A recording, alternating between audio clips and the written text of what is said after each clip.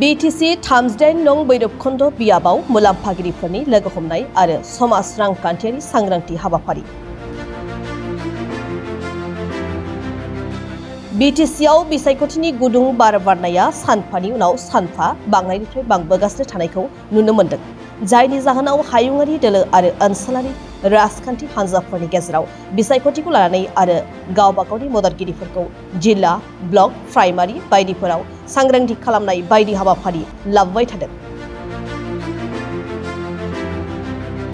बिटिआरनि खुंथाय गोहोआव थानाय गुबुन मोनसे गोहोगोरा ओनसोलारि दोलो इउपिपिएल राजखान्थि हान्जायाबो बे समाव बिटिआरनि सिङाव थानाय मोन 40 बियाबाव मुलाम्फागिरिफोरनि लोगो हमनाय आरो समाज रांखान्थियारि सांग्रांथि हाबाफारि लाबोबाय थानायखौ नुनो मोननाय जायो।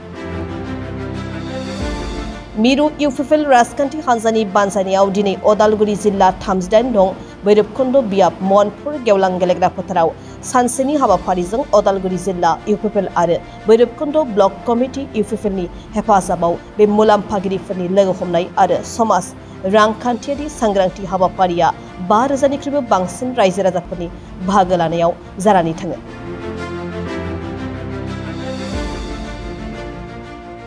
दिनै इउपिपिएलनि केन्द्र कमिटिनि जिथु बिथोन बेबायदियै भैरबकुन्द समस्तिनि सिङाव थानाय जेसेबां बेनिफिसियारि दंमोन नैबे सरकारनि बिथांमोनखौ लोगो हमलायनायनि मोनसे हाबाफारि लानाय जादोंमोन।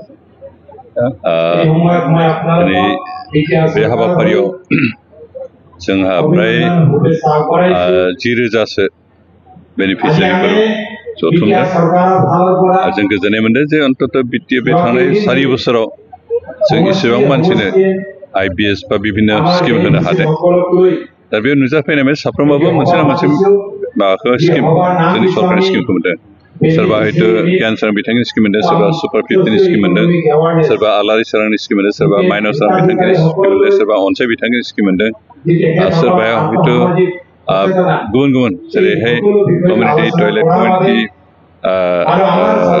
हल, बेबायदि गामि ओनसोलनि लामा बायदिसिना दै लोंनाय बेबस्था बे गासैबो सुबिदाखौ मोनदों। आरो बे सुबिदा मोननाय मानसिफोरखौनो ज' बुथुमलायनानै जों बे मिटखौ खुंनाय जादों। आरो बिनि थांखियानो जाबाय थारैनो जों नैबे भैरबकुन्द समस्ति सिङाव थांनाय बोसोरब्रैयाव जों बेसेबां मानसिनो सरकारनि स्किमखौ होनो हाखो बेखौ मिथिनाय, लोगोसे जोंनि सरकारनिफ्राय जिखिनि स्किम मोनदों गोबाङानो स्किम मोनदोंबाबो बबे सरकारनिफ्राय सोरनिफ्राय मोनदों बेखौ मिथियाखै। बेनिखायनो जे दिनै बिथांमोना जिखिनि स्किम मोनदों बे स्किमखौ जे जों सरकारनिफ्राय होदों बे बिटिसि सरकारनिफ्राय बिथांमोननो मिथिहोनायनिबो थांखि जाबाय। आरो बे स्किम मोननाय मानसिफोरनि गेजेराव मोनसे सिनाखि जालायनायनिबो थांखि, बे थांखिफोरखौ लानानैनो दिनै बे बेनिफिसियारिस मिटखौ आयोजन खालामनाय जादोंमोन।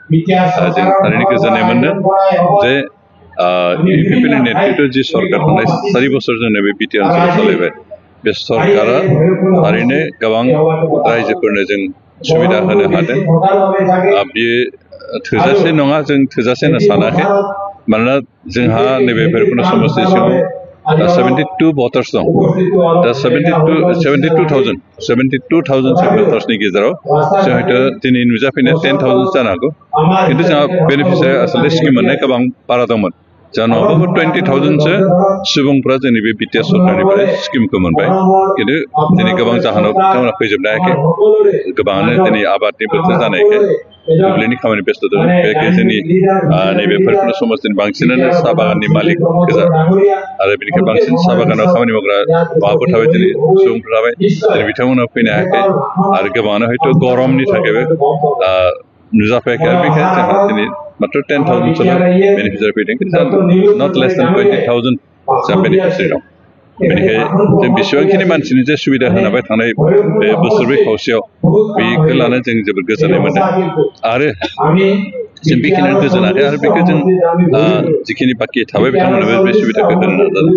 मात्र जों बिथांखौ दिनै बेखिनि सुबिदा होनायजों लोगोसे थांनाय समफ्राव जों जे बिसायख'थि भट होनानै देरहाबाय, बेनि थाखाय जों बिथांमोनखौ साबायखर होनाय बे थांखिजोंबो बिथांखौ हांख्रायनाय जादोंमोन। दिनै बे माबायाव हाबाफारियाव जायफोरा नुजाफैबाय बे बेनिफिसियारि बिथांमोनखौ साबायखर होदों, धन्यबाद होदों।